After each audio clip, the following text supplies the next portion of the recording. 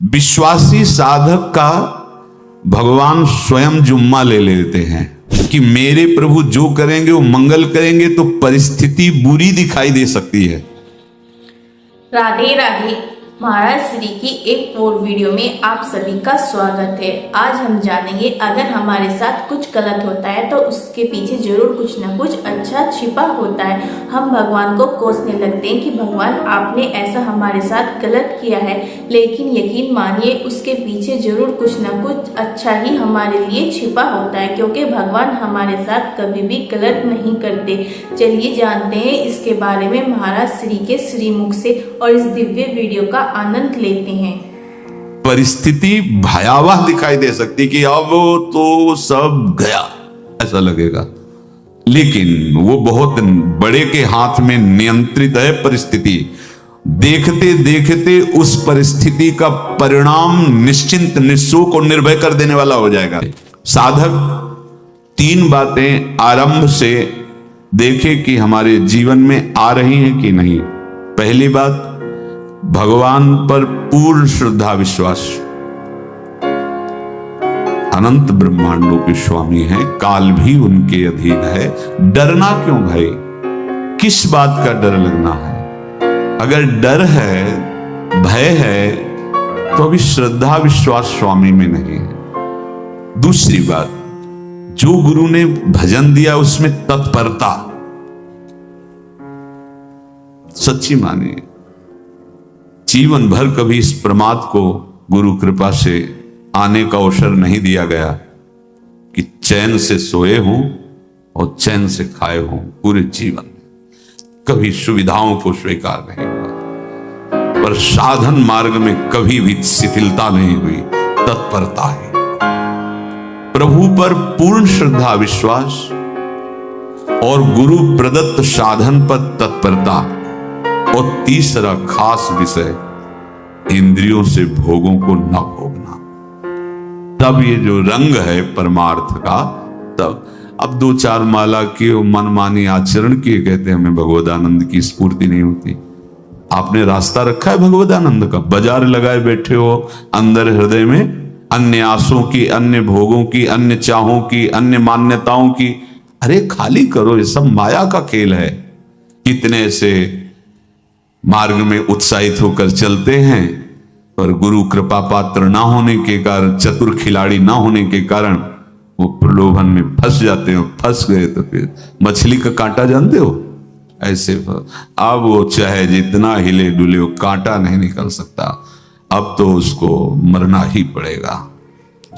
ये जन्म बर्बाद ना हो, आप सबसे प्रार्थना है। बहुत ही अपने घर की जैसी बात होती है। इसका कार्य है माया का सुख में बांधना, सुख के प्रलोभन से, और आपको सुख भोगने के लिए स्वतंत्रता देना। आप उस स्वतंत्रता से सुख भोगे कि न जाने कितने जन्मों की परतंत्रता तुमने स्वीकार कर ली। अगर इस रहस्य को जान जाओगे तो डरोगे। यही डरे डर बिहारी वंश ही। प्रभु का विधान संदेह युक्त नहीं होता, निसंदेह तुम्हारे सामने वो विधान प्रकट होगा जिससे तुम्हारा परम मंगल हो जाएगा। परम मंगल हो जाएगा, डरना नहीं। बताया नहीं तो एक बार प्रेम भगत की बात हो, हमारे पास प्रेम जी आते थे, बहुत नाम जापक थे, श्री हरिवंश श्री हरिवंश। तो उनसे पूछा आपकी ऐसी नाम निष्ठा कैसे आई? तो उनका गलती से नाम निष्ठा कैसे आती है? तो किसी पद के अधिकारी थे जिसमें किसी कानून के विरुद्ध उसमें दस्तखत कर देने से करोड़ों रुपया उनको प्राप्त होना था। तो रात्रि में ऑफिस में बुलवा के उन्होंने वो गलती कर दी दस्तखत की। बड़े अधिकारी थे और वो उनको पता नहीं था कि वो षड्यंत्र है, और पहले से कैमरा रख दिया गया था। पूरा वीडियो लेते देते, बातचीत करते, दस्तखत करते, सब प्रमाण। तो सुबह जो उनकी आरती उतारी गई समाज में, तो बस घर वाले भी उनसे कि जैसे पुत्र थे पत्नी कि पिताजी पापा आपसे ऐसी आशा थी, मार दिया हम सब लोगों को आपने। कब हम लोगों ने धन की मांग की आपसे, आप इस अवस्था में ऐसा कर। तो घर से ये वचन और बाहर तो सब उपहास उनका, और उन्होंने निश्चय किया रात्रि में आत्महत्या कर लेंगे। कर्म बड़ा विचित्र होता है। पर वो वृंदावन पहले से आते थे और हरिवंश उपासकों से मिलते रहते थे। गुरुदेव भगवान से भी उनका परिचय था। गलती किसी से भी हो सकती, चूक है, यही तो है ना। कंचन कामिनी कीर्ति कहीं भी लुभायमान, शायद उनके मन में लगा होगा कि दस्तखत कर लेंगे और मिल जाएगा, वृंदावन वास करेंगे, झंझट छूट जाएगी। कुछ ना कुछ ऐसा आया होगा, क्योंकि वो अधार्मिक प्रवृत्ति के नहीं थे, पर क्रिया तो हो गई ना, षड्यंत्र था वो। उन्होंने सोचा रात्रि में अब हम प्राण त्याग देंगे। तो धाम आना और रसिकों के संग के प्रभाव से एक दिव्यता प्रकट हुई। वो सबके सामने सोने का नाटक करके लेट गए, तो परिवार वालों, नजर तो सबकी थी कि विकसित हैं, परिवार वालों को लगा सो गए। तो रात्रि जब सोए थोड़ा ऐसे, तो वास्तविक नींद आ गई और स्वप्न में देखा कि कोई उनसे कह रहा, देखो तुम्हारे सिरहाने सेवक वाणी रखी है, इसको पकड़ो, मरने की जरूरत नहीं, सब ठीक हो जाएगा। जगह तो सेवक वाणी सिरहाने रखी हुई थी, जैसे एक भक्त को तुलसी दल नामक ग्रंथ सिराने रखा। अरे अलौकिक शक्ति संपन्न भगवान और भगवान के पार्षद हैं। बस सब बात हट गई और उनकी जिह्वा और उनके मन ने, जैसे ना मरने वाले को प्राण मिल जाए कि भाई प्राण रक्षा, ऐसा को श्री हरिवंश हमारे रसिक समाज में जब वो आते थे उनका अच्छा सम्मान होता था। तेजों में चेहरा हुए वृद्ध शरीर, श्री हरिवंश ऐसे चलता रहता, बात करते और श्री हरिवंश ऐसी नाम में रति देखी। देखो ना क्या हुआ, घटना क्या थी, दृश्य क्या था, जीवन बिल्कुल व्यर्थ हो क्या गया, लोक सम्माननीय जीवन बन गया, महात्मा बन गए और भगवत प्राप्त हो गए हैं, उनका शरीर छूट गया है। विश्वासी साधक का भगवान स्वयं जुम्मा ले लेते हैं।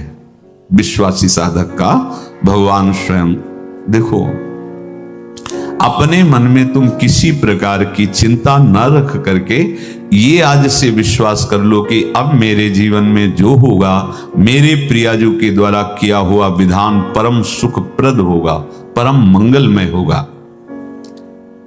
विश्वासी भक्त का जब ये स्वभाव निश्चय हो जाता है कि मेरे प्रभु जो करेंगे वो मंगल करेंगे, तो परिस्थिति बुरी दिखाई दे सकती है, परिस्थिति भयावह दिखाई दे सकती है कि अब तो सब गया ऐसा लगेगा, लेकिन वो बहुत बड़े के हाथ में नियंत्रित है परिस्थिति। देखते देखते उस परिस्थिति का परिणाम निश्चिंत, निःशोक और निर्भय कर देने वाला हो जाएगा। भयभीत मत होना।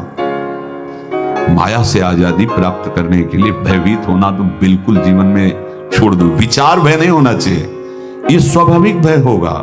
अभी कोई ऐसी आवाज आ जाए, वो ऐसे स्वाभाविक होता है, उस पर तर्क वितर्क नहीं किया जाता। विचार भय नहीं होना चाहिए। जानते हो तुम्हारा जीवन, तुम्हारे प्राण, तुम्हारा शरीर हरि को समर्पित है और हरि के अधीन काल है, कुछ नहीं हो सकता, और जो कुछ होगा वो परम मंगल होगा।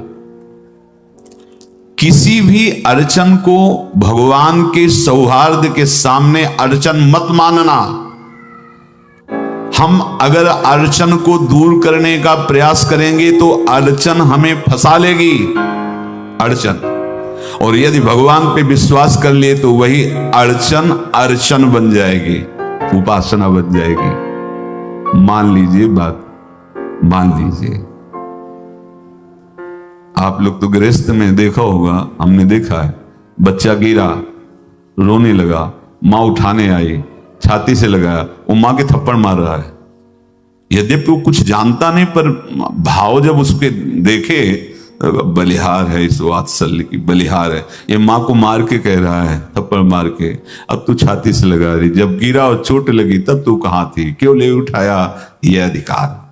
हरि वो तो अल्पज्ञ मां है, पर हम तो सर्वज्ञ हरि के वात्सल्य में डूबे हुए हैं। हमको तो भय बिल्कुल नहीं होना चाहिए। हां, जानबूझकर इसका दुरुपयोग मत करना। विश्राम की तरफ सत्संग जा रहा है, ध्यान से सुनो। कोई भी अड़चन अब हमको प्रयास नहीं करना उसको दूर करने का, यह जिम्मेवारी हमारे प्रभु की है। और प्रभु के ऊपर अगर आपने भरोसा दृढ़ कर लिया तो हर अड़चन अर्चन बन जाएगी, भगवान की पूजा बन जाएगी। पर देखो, इस बात को लेकर के हमें अशुद्ध आचरण नहीं करना, गंदी बात पे नहीं उतर जाना कि आप बचा लेना जो भगवान हो। तो नहीं बचाएंगे, हम तुम्हें बता रहे। अगर उनको चैलेंज करोगे ना कि सत्संग में सुना है कि आप बचाते हो, बचा लेना भला, तो नहीं बचाएंगे। क्या करेंगे? डबल पिटाई करवाएंगे तुम्हारी, क्योंकि सुन के भी तुम मनमानी कर रहे हो ना, और जब पीटोगे फिर रोगे तो फिर बचा लेंगे। ये लीला बिहारी गुरु हैं, बहुत करुणामय है, इनसे उल्टा मत खेलना, नहीं तो अगर ये उल्टा खेलने लगे तो तुम पहचान ही नहीं पाओगे। कह रहे हैं अपने आचरण को जानबूझकर अशुद्ध ना करो, तुम्हारी सारी बुराइयों की जिम्मेवारी हरि ले लेंगे।